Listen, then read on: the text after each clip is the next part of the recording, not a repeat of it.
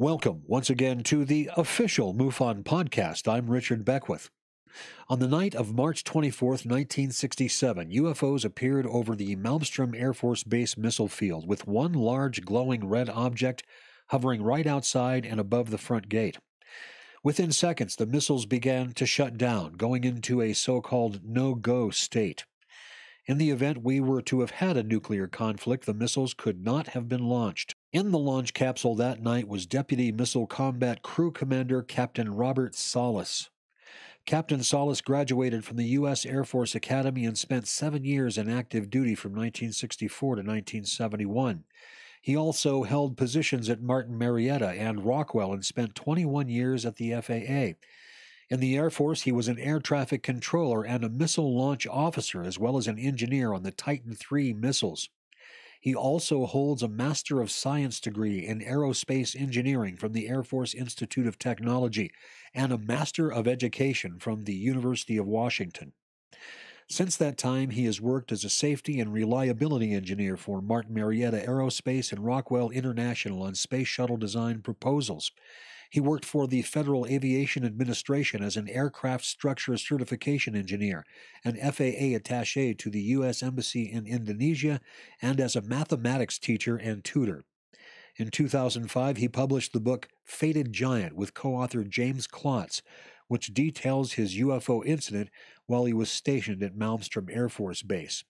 In 2013, he published Unidentified, the UFO Phenomenon, providing new details on various aspects of the phenomena. He co-sponsored a press conference at the National Press Club in Washington, D.C., where he and 6 other ex-military witnesses testified to the reality of the UFO incidents at U.S. nuclear weapons bases.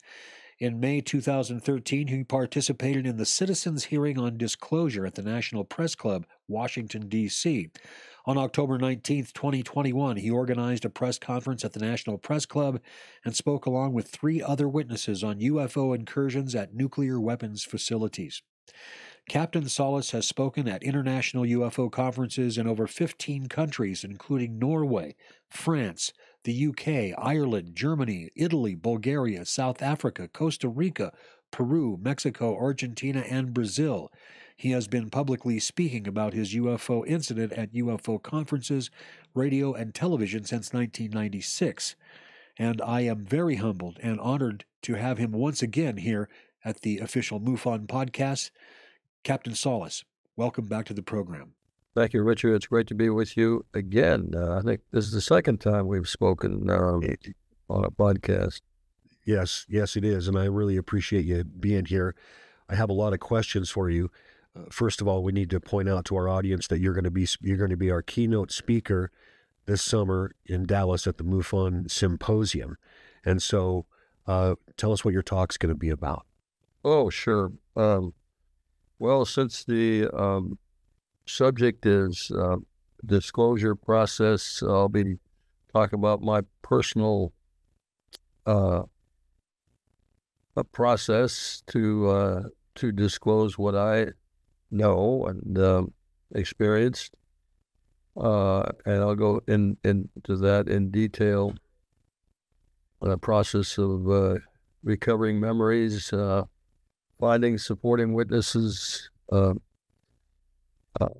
my first public disclosures, conversations with 2 of the principals, and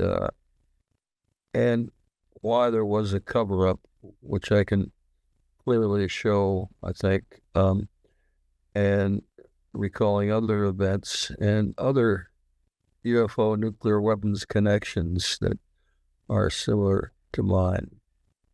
And this effort to disclose is also, correct me if I'm wrong, an internal effort.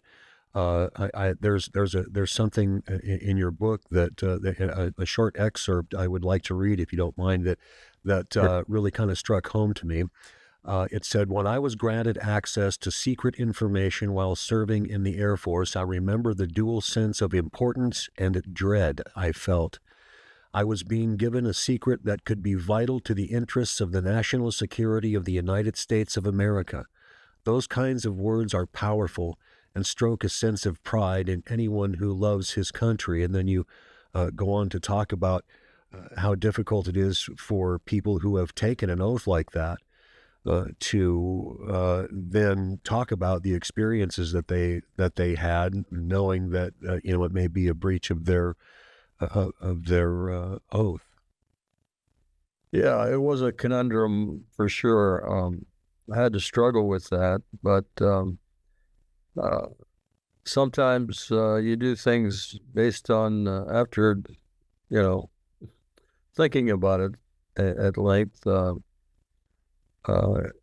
do what you think is right, and in this case, I have no regrets about disclosing what I know about this phenomenon, because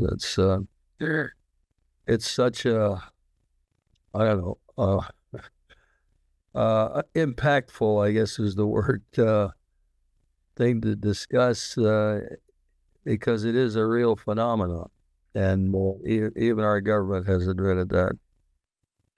When you entered the service, did you sort of feel like a lot of folks did, that that the United States could simply do no wrong, that we were clearly on the side of God, that maybe we even had a direct line to the Almighty that guided our hands so that everything we did was just and right? Did you have that sort of sense, like a lot of young folks did?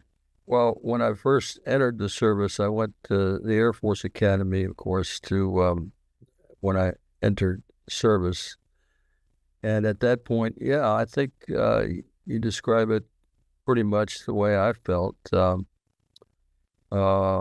I had relatives serve in World War II, and I felt that the United States was a righteous country that was trying to do good in the world, and of course, I still feel pretty much that way, but with some changes, I guess, modifications.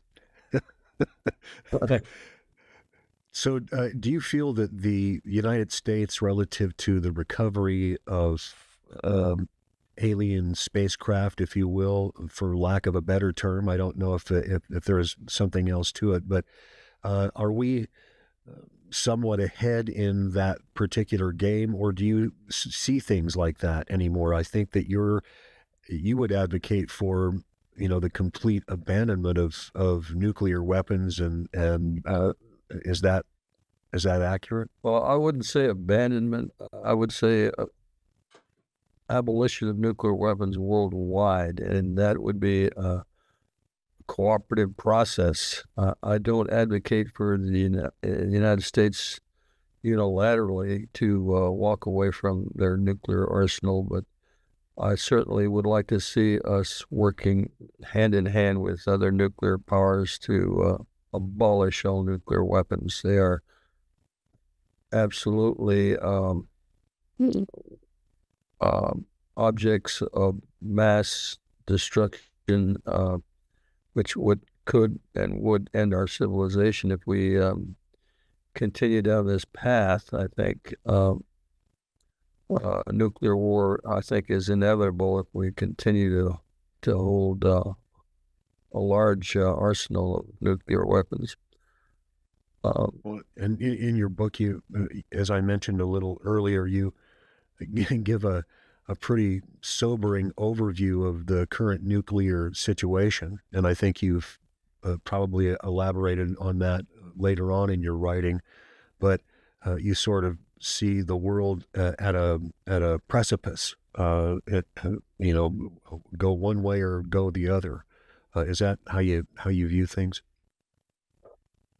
Well, I think it's critically important that we revisit this whole idea of why we have these weapons. Right now, the most recent nuclear posture review, I guess it's called, which comes out, I think, every 4 years at least, but maybe more often. The Defense Department puts nuclear weapons at the very foundation of our national security protection. and that to me is something I think we need to rethink. That because it's this concept of nuclear deterrence, commonly known as MAD, mutually assured destruction, whereby if we maintain a superior nuclear force, other nations with nuclear weapons would not attack us with their nuclear weapons because of the consequences or potential consequences of doing so. But that if that deterrence or fear of other nations, fear for our attacking other nations is the basis for our national security, then what if deterrence fails? In other words, what if another nation, or let's say some rogue actor like some violent group gets a hold of a nuclear weapon and uses it against us? If deterrence fails, the only alternative is to retaliate, and that's the way we've set everything up. And by retaliating, we would be initiating a nuclear war, where there would be no winners of a nuclear war, obviously. And it would very quickly escalate into massive, massive destruction all over the world. What's frightening to me in your book, and it's kind of kept me up a little bit, was how many times we've actually seriously considered using nuclear weapons since Hiroshima and Nagasaki, that we've actually presidents have seriously considered using nuclear weapons in other situations, including Nixon in Vietnam. And that's the scary part, too, because just exactly that thing could happen. You end up in essentially escalating. Someone with a nuclear weapon somewhere is going to think maybe this is the time to strike. And some folks aren't always rational actors. I think there's this notion that anybody that has a nuclear weapon you would hope is a rational actor. Can you elaborate on that? Yeah, certainly.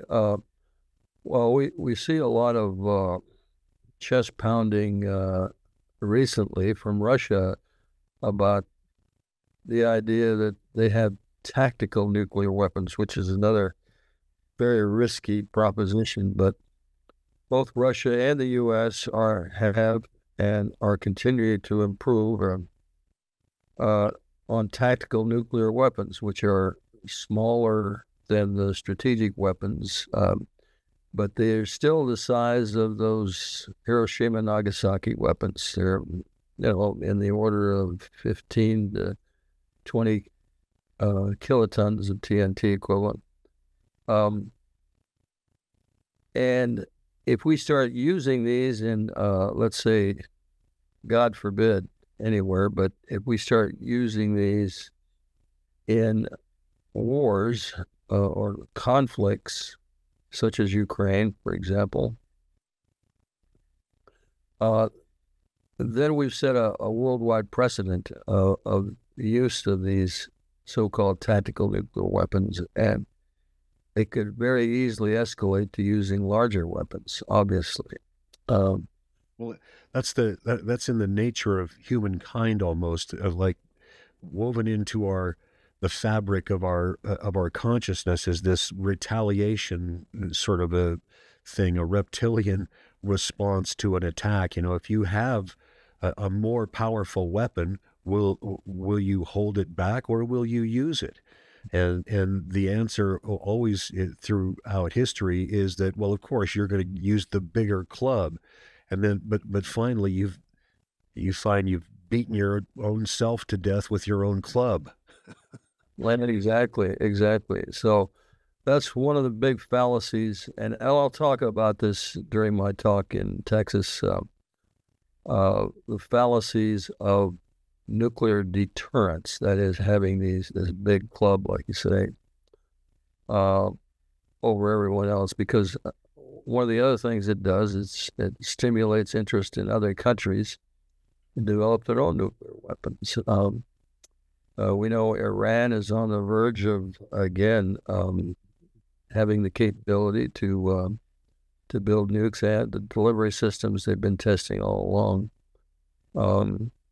Saudi Arabia has asked for, and I think they're going to probably get some nuclear technology for nuclear power plants, but that could easily be converted to a weapons program also. Things like that. We have two countries currently at war with each other, India and Pakistan. They have been at war for some time, probably since the late 40s over Kashmir. And they are both nuclear powers. So something could happen there too. You just never know. That's the really scary part. You never know who's gonna decide. Let's be the first ones. This will be great. I mean, I even hear talk of that sort of thing on our own side, where these sort of flippant remarks are made about the potential use of nuclear weapons, and it's absolutely frightening. But Yeah. but let me ask you this, because we're also talking here about the potential for others visiting our planet.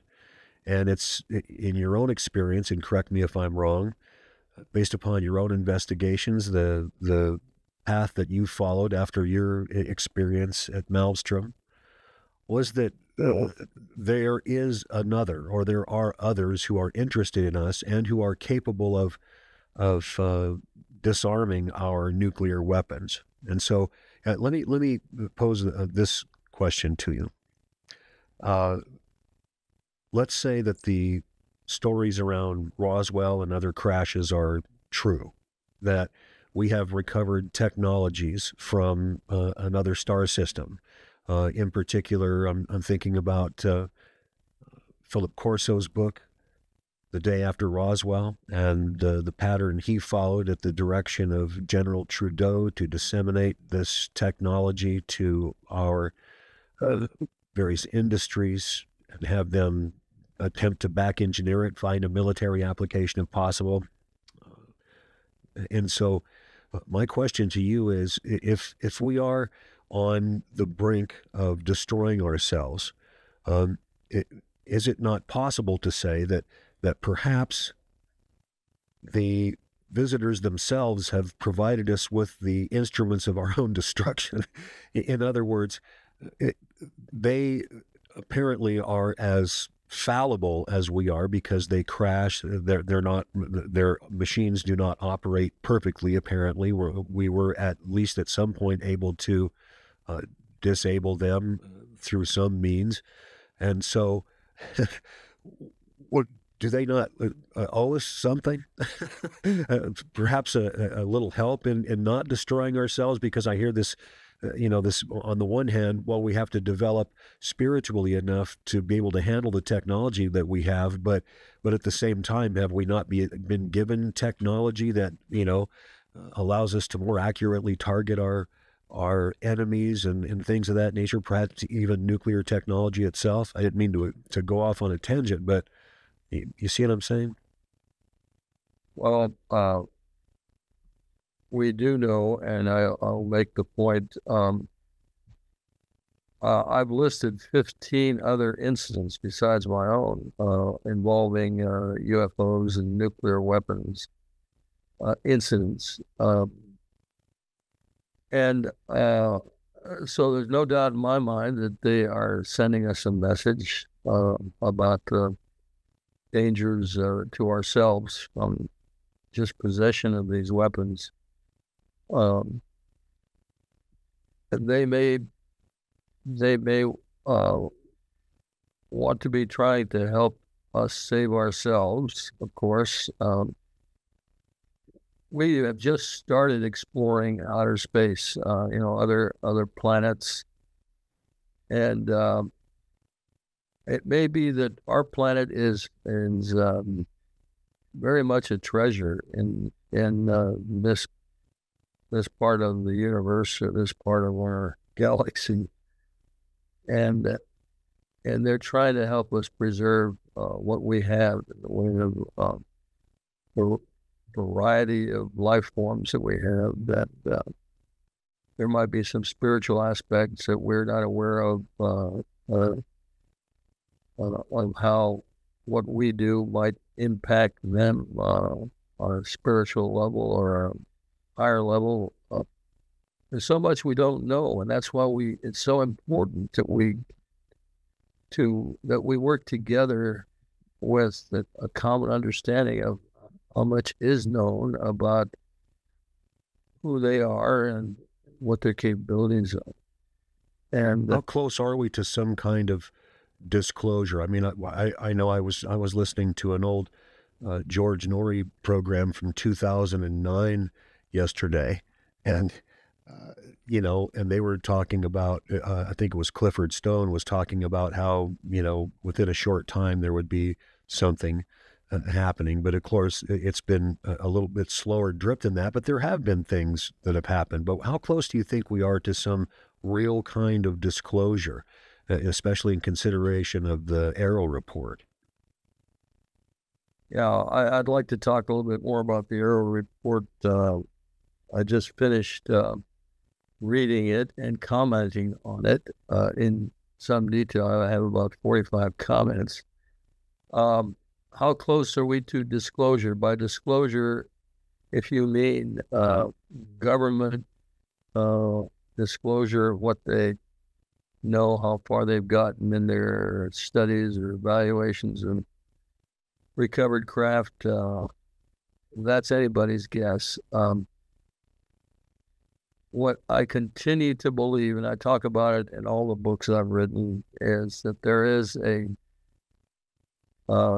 dedicated group, probably in the intelligence communities and military, who are working together to keep these secrets for whatever reasons, whether it's power, influence, financial gain. I'm not sure, but I'm convinced that they are still operating and are somehow keeping enough pressure on those people that have these secrets of what our government knows, and maintaining those secrecies. So that's still worthy of a discussion, the extreme secrecy, excessive secrecy in government on this subject. So I'll be talking about that also in my presentation. Wow. Are you aware? I really can't answer your question, how close we are to disclosure. Well, I guess I wouldn't really be able to expect you to tell us, because I don't think anyone knows. And even we at MUFON sort of feel like something is happening. And I think that I agree. Lou Elizondo told us some years ago, about 7 years ago, that there would be some things happening right around this time. Yeah. And so there are apparently some scheduled disclosures. I'm still interested in nuclear weapons and the interplay of our visitors with nuclear weapons. Clearly, they're interested in our nuclear weapons. What is your feeling that isn't it possible that they could just simply disable the world's nuclear weapons and not allow us to use them? And are you aware of any instances in which they've intervened to actually stop World War III? Well, I can't say for sure, of course, whether they've intervened to stop World War III. I do have a report that during the Cuban Missile Crisis, on a B-52 base, UFOs were seen by some airmen at the base. I don't know if it was a warning or what, but or whether they intervened in that case, because we were very close to the nuclear war at that time, as you know. We had an incident in Russia where they stopped a launch, but that was unintentional. It wasn't an intent to launch a strategic weapon against us. It was something they, again, demonstrated. That was in 1982. Now, I've been asked this question many times. Do you think the ETs would intervene to stop a nuclear war? And whenever I hear that question, I go back to this book that I refer to, The World Set Free. Yes. And I think I mentioned it a couple of times in this, the book you read. Yes. But in there, the author, whose name escapes me, said that it may be that we had to experience atomic war, as he called it, I think, in order to understand how horrific it would be. But I hope we're beyond that now, trying to see or try to think about how horrific it would be. I think we all know how horrific it would be. And so we got to put a stop to it before we even get to the point where we're about ready to launch against each other. Let me ask you this about, there's something else that you talk about in your book, and that is liaison. In other words, we're having discussions, and I've heard this before from other folks, that there are some discussions taking place between whoever the visitors are and someone on Earth, someone within our government, that there is some level of discussion. And so, and you mentioned this in your book. And so what can you tell us about that? Can you remind me how I brought it up in my book? I don't know that there have been contacts or overt contacts between NHIs or EBEs or whatever you want to call them, ETs, and our government leaders. As I just don't know. It would seem to me that it's possible that there could be some level of communication going on, and it seems like there was a part in your book about that, and so we can talk about that at some other time. But I've always sort of been interested in that. It seems to me that if we have visitors and they've been here for some time, and we're aware, and at least some part of our human consciousness is aware of them in terms of the military or whatever, that there may very well possibly be some level of communication taking place there. There is communication going on if you look at the experiencer phenomenon, where people have actually been contacted physically with these beings. And many times during these contacts, they are told of the potential things that could happen in the future, and to be wary of what could happen. And there are messages passed back and forth. Some of these messages could be latent. In other words, we don't remember exactly what we were told. And of course, I do talk about my own experience. But I think the incidents that I talked about, the 15 incidents that I know of, and there are more actually that I know about, where UFOs interceded with our nuclear weapons facilities. Um, One of the instances one of the instances that really fascinates me is the one that you pointed out that happened here in Wyoming over F.E. Warren Air Force Base, where a large UFO apparently shut down 50 missiles in the missile field there, which is just right there near Cheyenne. That was one of the several incidents that you pointed out in your book, where UFOs have, interfered with our weapon systems. Yeah, well, let me just correct you slightly. That F.E. Warren incident where 50 missiles went down, we are aware of witnesses that saw a large object in the vicinity at that time. But there's no evidence that the two are necessarily connected other than in proximity to time. I understand. Yes. But a disturbing incident nonetheless, and quite coincidental.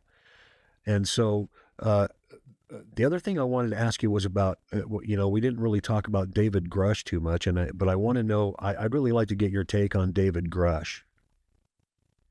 Oh, I have a lot of admiration for Mr. Grush. In fact, I think he's a fellow graduate of the Air Force Academy, so I got to respect him for that. But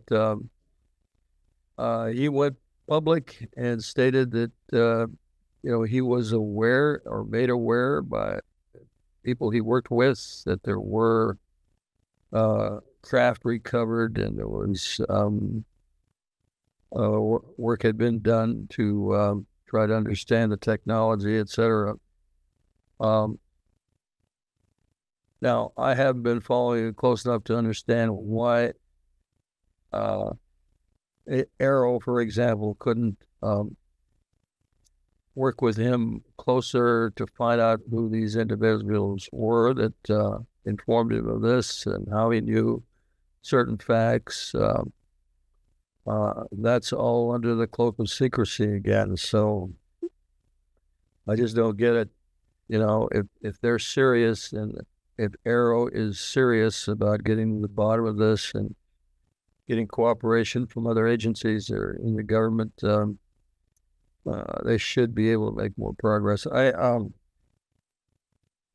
Like I said, I had some 45 comments to the Arrow report. We can go over a few of them if you like. I would love to hear some of your comments on the Arrow report. Yeah.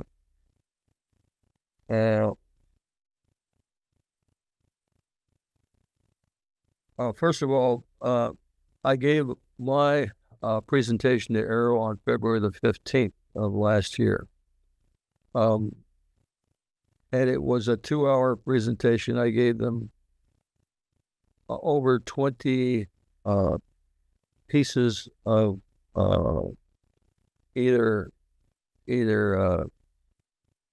paperwork that I retrieved under the Freedom of Information Act or other places, and supporting testimony from other witnesses, which I had affidavits for. Anyway, it was a very complete, I think, presentation. And at the end of it, I asked if they were going to go to the Air Force to validate what I told them. And they told me, one of the gentlemen told me that they had tried to validate some of the information they'd already retrieved from other witnesses, and they were having a difficult time getting some validation from the Air Force. Those are their words, not mine. In fact, I have that on tape. I told them I was going to tape record my presentation with them then, so they were duly informed. Well, I think David Grush said that he went to Kirkpatrick and told him everything that he had told the congressional panel, and apparently they just went into one ear and out the other. Yeah. So again, I think there's outside or inside pressure. Let's say inside pressure on Aero, not to do a thorough review or follow up. It almost seems like a reworking of a sort of a Project Blue Book Condon Committee thing, where they're just trying to sweep it under the rug again, placate the public interest, and move on. They don't want anybody knowing about it. You know, one of the big problems I have with this Aero report is that they disregarded or disrespected the many witnesses, including the Navy pilots' testimony on the unusual flight characteristics of these tic-tac objects that they saw. And to a person, they couldn't understand how these objects were able to defy physics and aerodynamics as they knew it.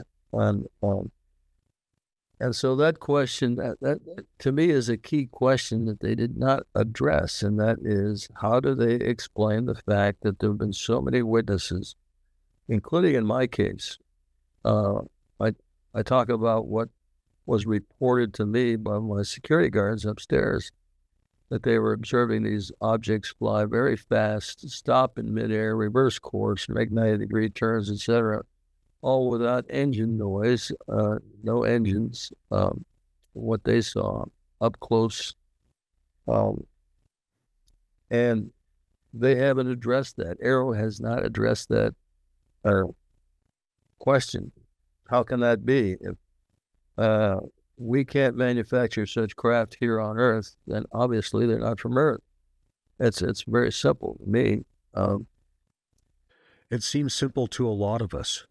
I think, you know, I mean, we're kind of, you know, on one side of the fence going, can anyone else not see what's going on here? We've got these craft that do things we simply can't do, and we know that they're not Russian or Chinese or anything like that. They're you know, can you imagine what they would actually do with that kind of technology? They could deliver a nuclear weapon anywhere on the planet immediately without any delay whatsoever, a perceptible delay in time. It's just fascinating that they ignore it.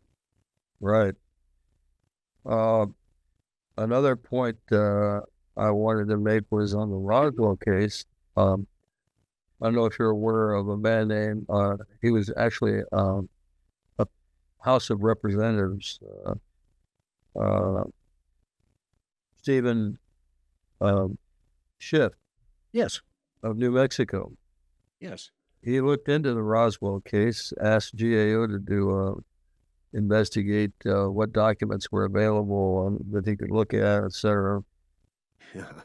And the GAO came back and actually said that the U.S. Army at the time that Roswell occurred destroyed messages that were going back and forth from Roswell base to other locations, and accidentally or deliberately destroyed these messages. And in the Aero report, they said that the Army was charged with protecting all correspondence. So again, that leaves a question: why were these messages destroyed? If you think that the case against the Roswell crashes is closed, and that's essentially the conclusion they came to, is that the Air Force has already determined that it was part of the Mogul program, I guess. Right. and the crash test dummies were the explanation for the bodies. Yeah, right. And so that's why Walter Haut signed his affidavit. I mean, why? Because he saw crash test dummies laying on the gurneys. It's incredulous. But the Aero report seems to me to be a sort of just a replay of that old playbook. The problem, I think, though, Captain, is I'm not certain it's going to work this time. It seems to me that there's, despite all the garbage on the internet, it's just, mostly garbage, especially when it comes to this particular issue. But there still is a proliferation of sources of information, and some of those sources are true.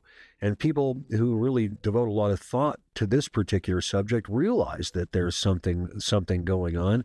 And I think that the powers that be understand that people are really sort of waking up to this. It's not going to be quite as easy now that Congress is actually, seriously looking into it. I don't think they're going to give it up, regardless of whoever is in power in Washington. I think that this is a very serious subject that is going to continue to grow in political importance. Would you agree with that? I agree. I think you're right on when you say that this Aero report probably did more to anger a lot of us than to come up with any solutions. No, there's plenty of witnesses out there, including myself, that are willing to come before Congress under oath and tell our truth. And a lot of witnesses that are thinking about it right now, that thinking about maybe it's time to come forward too and bring out their truth. So, no, I don't think this fight for disclosure is over by any means.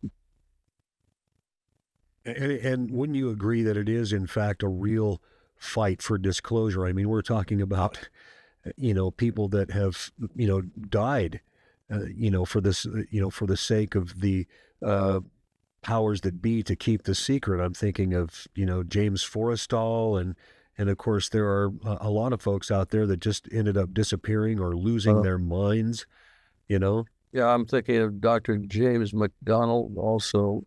Yes. Same kind of thing. No, this subject is not going to go away until we get some reasonable and rational answers. And there are too many of us out there now fighting for disclosure. That I agree. I think we've got the momentum, and we're going to keep the momentum. We're going to keep the pressure on. Yeah, I think that Aero itself, probably has lost a lot of credibility with its most recent report. I like the notion, that Congress would form a committee that would have the power to oversee what's happening at the Pentagon rather than take information that's been parsed out by the Pentagon, as Aero has turned out to be. What do you see in terms of the prospects for that kind of a committee being set up that has that authority to basically override what the Pentagon's doing? Are you talking about this civilian group that was suggested? I'm sorry. Which committee are we talking about? Well, I think there was something in the legislation that got left out that would have allowed the formation of a presidential committee that would essentially oversee all of this stuff without, having to fear what the Pentagon said about what could or couldn't be released. Yeah. Well, I think probably they thought that would be very difficult to have an effective committee, because they'd have to look within the shield, I guess, cloak of secrecy inside, and have access to things that are well hidden. And what's the reason for that? Is it, and here, this is where maybe you and I might be on a little bit different page, but I'm kind of one of those of the opinion that maybe we shouldn't tell everybody everything all at once. I got in trouble for saying that to a congressman. But what if, what if some of our visitors aren't so benevolent, and what if they're not necessarily concerned about our well-being, but what if it turns out that, the truth of all of this, at the bottom of it, is that we're a product of some kind, a genetic product, or an experiment that could be snuffed out at any moment, or even worse, maybe they're interested in us. I've heard rumors they're interested in us because of our souls. And what if our souls are some kind of an interdimensional product? You see what I'm getting at? There are things that we don't know that I guess they're an unknown unknowns. But how do you feel about that? Well, yeah, there's the argument that if we tell all at once, people will become very frightened, and the consequences of that, who knows what would happen. But I still think the truth is always the best route. Not that we have to know all the truth right away. I can see, pacing it coming out. But the main thing is we've got to get access to the truth. And how is that process going to work? How are we going to do that? How are we going to get there? It may take the President of the United States to demand all agencies cooperate under some penalties if they don't. I don't know. But what I do know is we're going to keep trying. We're all going to keep trying, I think. Yeah. It seems I recall a story not too long ago of I think it was a former CIA whistleblower that said that Eisenhower was actually going to go into what was now Area 51. Have you heard that rumor? That he was going to, if they didn't let some of his people into the facility, that he was going to send the First Army down there and crack it open like a nut or something like that. And so they allowed some of his people to go inside and see what was taking place with the UFO issue. Did you hear about that? No, I haven't heard about that. Something like that is very hard to show, prove. Well, I would think so. Yeah. And so just one or two other questions in your book. You referred to UFO disclosure as a zero-sum game. Can you explain that? Okay, zero-sum game. This was written up, I think in the 30s, and I forget the mathematician involved with that, but he speculated that, let's say we had a game, let's say played by two parties, and the game was to win all the chips, if you will, or the money in the pot, and you can think of whatever sum you want. But if one side wins a certain amount, then the other side has obviously lost, I guess, that same amount. So the sum would always be zero, no matter who is winning the game. So right now, I consider we, the public, are playing this game, let's say, with what I call the UFO secrecy cabal that's holding the secrets. And sometimes we win points or chips, and sometimes we lose. And that goes for both sides. And so that's the kind of zero-sum game we're playing. And I guess that could be one way to keep track of whether we're winning or losing, the fight for disclosure. And the cabal seems to be really good at what they do. They can, they can take any really good piece of information and simply taint it with a word or a phrase. I know that they what they did that with David Grush because he had some mental health issues that he took care of and went through all the proper processes to take care of, counseling and all that. But they still look back on him. Well, he did have this thing, and you see, it just seems like they they've been really good at what they do, but we're also growing in number. Wouldn't you agree that the cry and the furor over the secrecy around this is sort of reaching a tumult? Yeah, and like I said, there's still a lot of witnesses that can and may come forward in the near future and shed more light on what we're actually dealing with. So we still have that advantage. The cabal has a lot of advantages because they can wall themselves off with government red tape and also the classification system of secrecy, and so it's a give and take. Yeah. But before we go, I want to ask you one more question, and that is related to the cabal that you talk about. You talk about it in your book, and so who do you understand to be in the cabal? Who are members of the cabal, rather than, well, it's, John Smith running the such and such corporation, philosophically, Well, of course, if you know that guy, you tell us about that too. But who do you think is in the cabal? Who is the cabal? What is the cabal? it's again, I cannot give you a definitive list of who is in the cabal. We could look back at the MJ-12 people. A man like Vannevar Bush maybe was head of MJ-12 in the late 40s, early 50s. These documents showing the MJ-12 list of people. Some of them have been,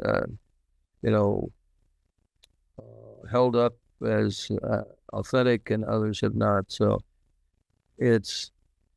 I really couldn't tell you who's in the cabal. I just think that it is a very well organized group of individuals, and it's probably worldwide. I think they're working with other intel agencies in the world to share information or to exchange information for favors or whatever. But I do have a strong sense that they exist, and I could make a case for that.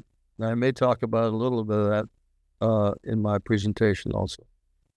Well, we're really looking forward to that. And Captain Salas, I want to tell you again how honored I am to have you here on the program, and I want to thank you for your service. I really do. I appreciate what you've done, and I appreciate what you've done for your country since your time in the service.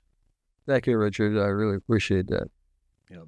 And I look forward to seeing you in Dallas, and I'll be back in just a few moments with some afterthoughts. You are not alone. Thousands of people all over the world have sightings of UFOs per month. MUFON is the place to report them.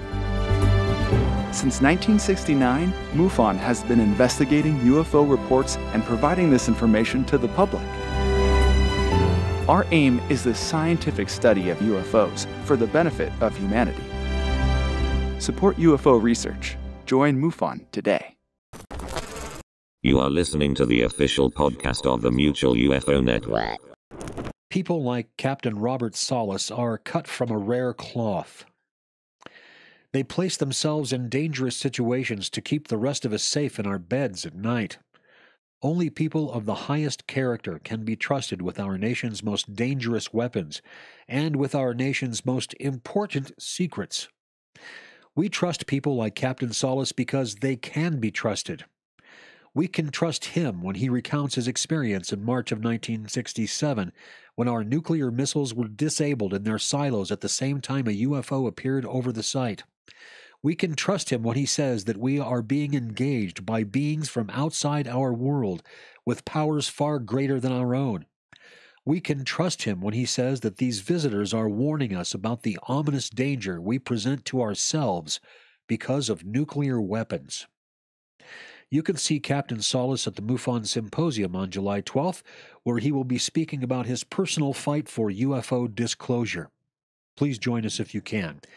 Thank you for joining us once again. Please remember to leave your comments, and don't forget to share, like, and subscribe. We'll see you next time, right here on the official MUFON Podcast.